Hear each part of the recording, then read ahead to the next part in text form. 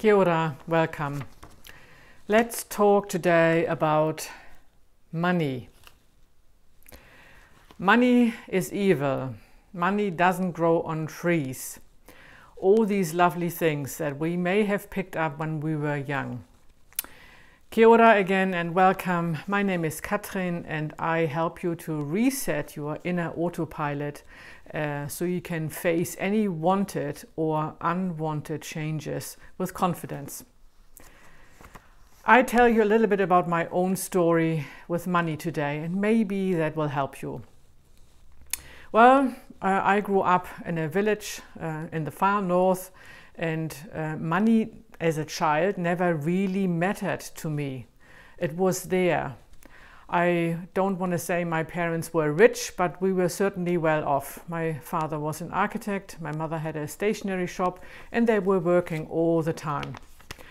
So as a child, I didn't really think about that much about money. When we had to go to a shop, we got the money to buy stuff and we brought it back.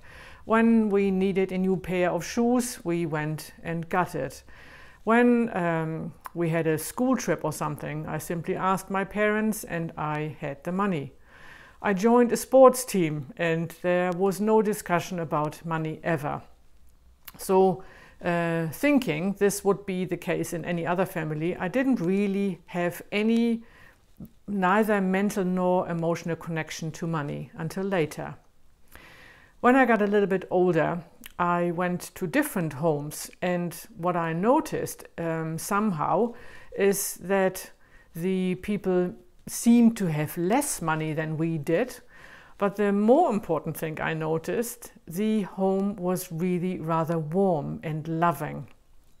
And that was not the case in my family home. In my family home we had abuse, we had violence, we had fighting. My mother had blue eyes on a constant basis, and we certainly had a really challenging upbringing. However, I still didn't make any connections to money at that point. Only when I became older, and when I remember when I was in my teenage years, I wanted to buy a pair of particular jeans. And that was when I had my first big argument. And it was not because the pants were too expensive, but they did not really suit our family. And slowly I started to see and realize that money in our family seemed to represent a certain status. Like my father was working hard, yes, and my mother too. My father even was a workaholic. But he treated us almost like property. And yeah, like, you know, the typical picket fence, and in our circumstances was more like a brick wall. And so slowly I discovered that there were conditions attached to the money. I realized that my mother obviously also didn't really have a lovely relationship with my father or her husband. And it was really strange to me that even when she was beaten up, she sometimes would make comments to other people or to my grandma like, well, I do have my good points too. And what she meant with that is that she had financial freedom. She could buy whatever she wanted. She could go on holidays wherever she wanted, even with her friends. My father would allow that. That was not the issue. The issue I slowly started to connect was the dependency. And my brother kind of slipped into that very soon as well. He started an apprenticeship and he had lots and lots of friends. And he loved to invite them for dinners and drinks and trips, but he didn't earn enough money. So he was slowly becoming dependent on my father supplementing his income. And for that supplementation, he also had to pay a price. When my mother finally at some point left, really late, my brother was, you know, standing there and had to make the decision, do I go with my mother now or do I stay here? And he chose money at that point. Well, I decided that was not going to happen to me. And as soon as I could, I left home. I started a career in hospitality, and I loved being able to travel and at the same time earn good money. I personally never really had an issue with money. I always had more than enough. I like to save a little bit too.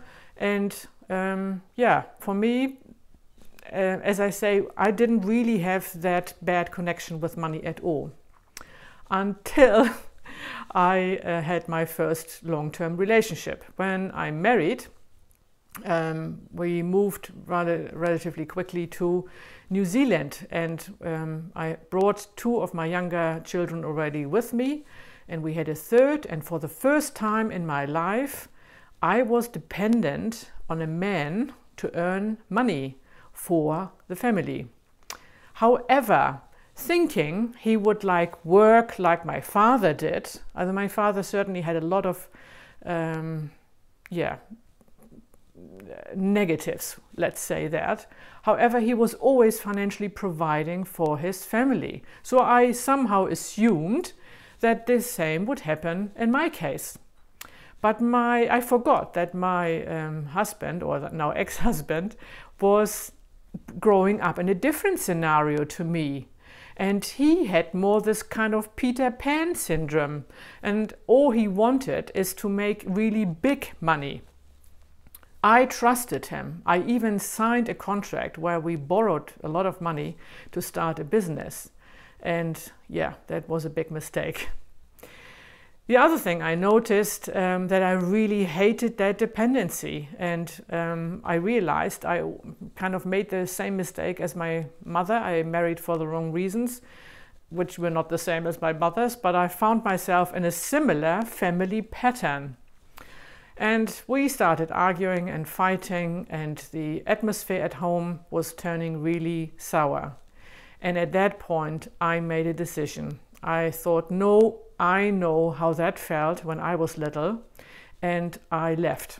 I took my 3 children in New Zealand, no idea what to do, no family, no support, and left. And that was the best decision I ever made. Luckily, I lived in New Zealand by the time long enough that the government supported me a little bit. They're really good with that.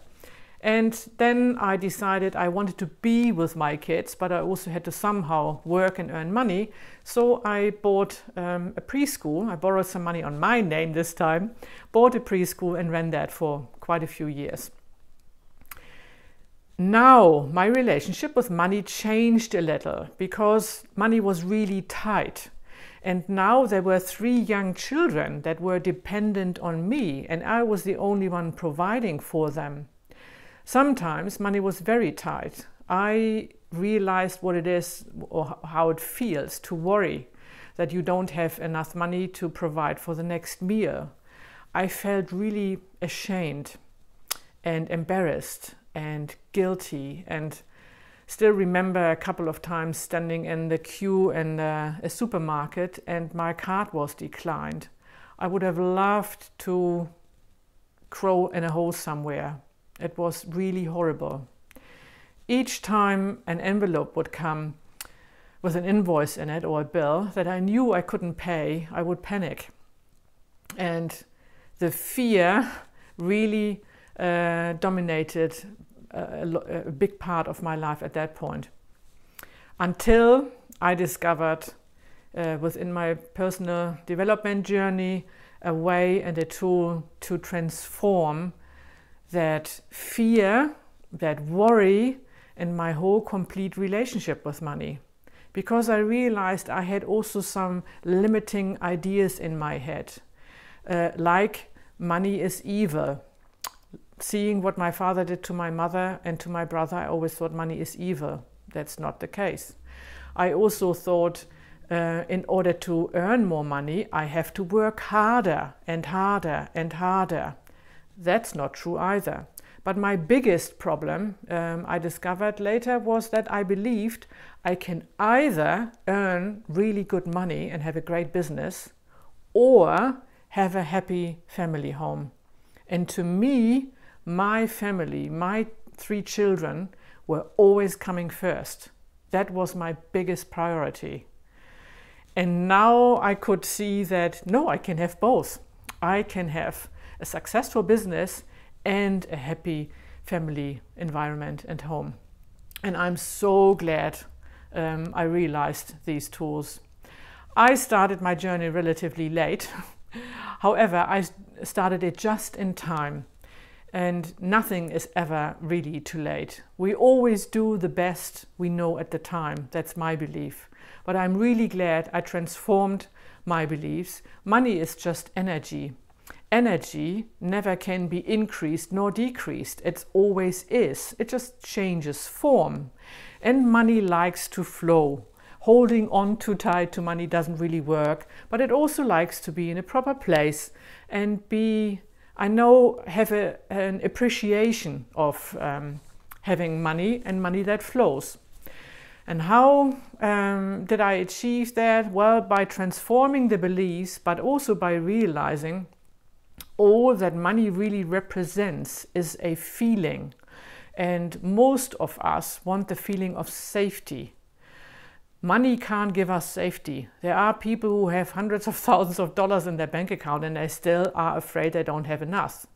The feeling comes from the feeling of abundance. And abundance is not depending on whether you have lots or little money. So I feel abundant when I go outside. I go into the nature. I look at the sun and the sparkling little stars reflected on the sea or a river. I hear the birds chirping. I feel connected with everything there is. I have a really good dinner with my children and big laughs and all their friends coming around. That's how I feel abundant. And when I feel that, my energy rises. My frequency of abundance is flowing out, so to speak. And like attracts like, so it is coming back to me. So if you are facing any challenges with money, just rest assured the real underlying topic has nothing to do with money. It's more about the feeling of safety or abundance. And I changed it, so can you. So if you would like to find out more, just send me a private message. Otherwise, I just wish you an abundant, lovely day, week and year ahead. Bye for now.